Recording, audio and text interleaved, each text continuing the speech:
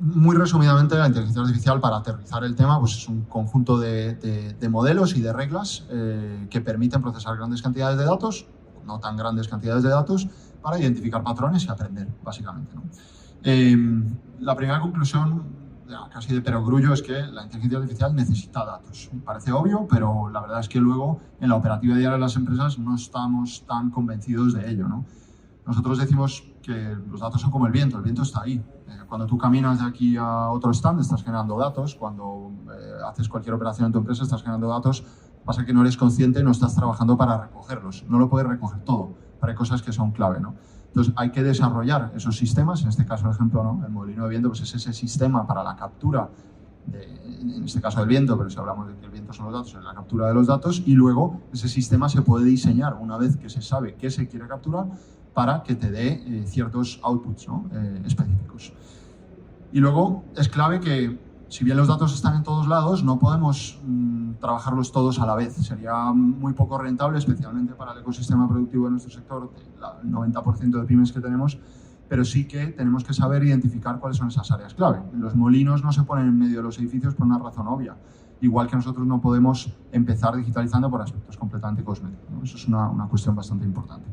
La segunda conclusión es que la inteligencia necesita que la ayudemos a aprender. No es inteligencia per se. Hablamos hoy en día todos de ChatGPT, que lleva un modelo de aprendizaje muy complejo detrás, que luego se presenta como lenguaje natural, pero que realmente lleva mucho aprendiendo y cada vez que le planteas una pregunta aprende más, ¿no? Porque está pensado para que en tiempo real, sin esfuerzo, se pueda aprender, ¿no?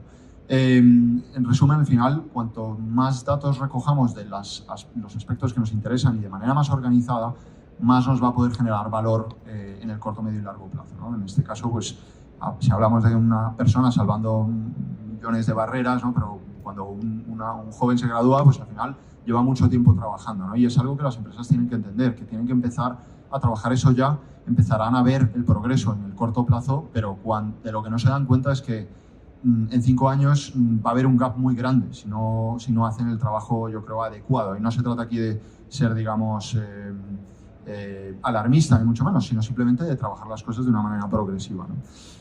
Hay una frase de Michael Jordan que luego la dijo también Kobe Bryant, hablando de su entrenamiento. Decía: yo entreno unas 4 o 5 sesiones al día cuando tengo tiempo, y mis competidores, incluso algunos compañeros de equipo, entrenan 3 sesiones. Cuando le preguntaban: ¿usted por qué es tan bueno? Y dice: bueno, es que yo, claro, llevo echando 3 horas más cada día para entrenar, y cuando llevo 5 años entrenando ya no hay quien me alcance. Y esto es una realidad, es así. En la captura de datos, la organización y el desarrollo de la inteligencia artificial al final requieren principios muy básicos, que son un poco de orden y mucha constancia en el input de los datos, ¿no?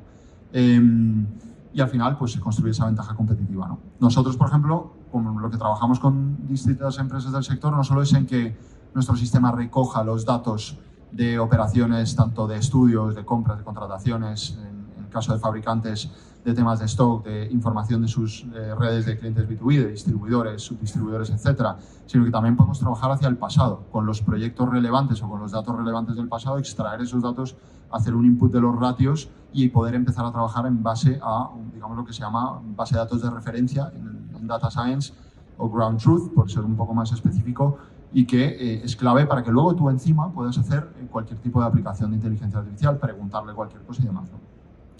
Muy importante, que yo creo que pasa también con el tema de la sostenibilidad, ¿no? Hasta ahora yo creo que vamos despertando bastante rápido, pero se pensaba que era una capa cosmética, ¿no? Oye, vamos a ver cómo de alguna manera luego le añadimos ese greenwashing a nuestra empresa, a nuestro proceso, etcétera, y ahora resulta que es un tema tan esencial como que no se te caiga una estructura encima de la cabeza, ¿no? Y yo creo que en este tema es importante también entender que obviamente el desarrollo de tecnología, la indexación de datos requiere un trabajo y requiere un cierto presupuesto y oye, hay que empezar por lo principal. Lo principal es el motor de tu empresa, no es aplicaciones colaterales, ¿no? En este caso yo creo que la cadena de suministro claramente lo es, ¿no? Aquello que afecta a tu competitividad, tu PIG, etcétera, ¿no? Y ya para terminar con 2 principios, es un tema clave, es que la alineación entre empresas para la aplicación de tecnología es esencial. Al final, toda industria tiene una cierta estructura, en este caso el edificio tiene sus sistemas constructivos, las empresas tienen su estructura también. Algunas tienen algunos departamentos, otros, pero hay un invariante en cierto modo, ¿no? Y nosotros estamos en un mercado que es un mercado colaborativo por excelencia. Al final los proyectos, los edificios son un gran ecosistema de recursos que no se hace con una o dos empresas y es clave que obra y fábrica y todo lo que hay en medio no se puede digitalizar y no puede progresar si hay partes que no están contribuyendo. No están contribuyendo por visión, no están contribuyendo por inversión, no están contribuyendo por alguna de las formas, ¿no? Es clave, si tú le quieres preguntar a tu fabricante dónde está tu stock, bueno, pues puedes preguntarlo, el fabricante a lo mejor te puede dar algo, pero no vas a poder incorporar eso de una manera competitiva a tu obra si tú no eres capaz de utilizar esos datos. Y lo que pasa al revés es que cuando tú tienes esa capacidad de utilizar esos datos, si tu fabricante no es capaz de darte eso, pues progresivamente acabarás diciendo, si no me puede dar esos datos, voy a intentar buscar una alternativa para poder optimizar mi propio proceso, ¿no? Luego, estamos mucho más conectados realmente de lo que pensamos. Y la conclusión, y con esto ya termino de esto, es que debemos entender que los datos deben partir de un enfoque abierto. Eso no quiere decir que yo publique lo que cobran mis empleados, ni cuál es mi margen operativo, ni el secreto de, ¿no?, de mi ventaja competitiva. Quiere decir que yo trabaje en la indexación de mis datos, sea, digamos, organizado y entienda que para poder colaborar con otras empresas tiene que haber un cierto intercambio. Eso es algo que no somos muy conscientes, pero los softwares hoy en día de todo tipo, en cualquier empresa medianamente digitalizada, ya tienen un montón de APIs que intercambian datos internamente, externamente y demás, ¿no?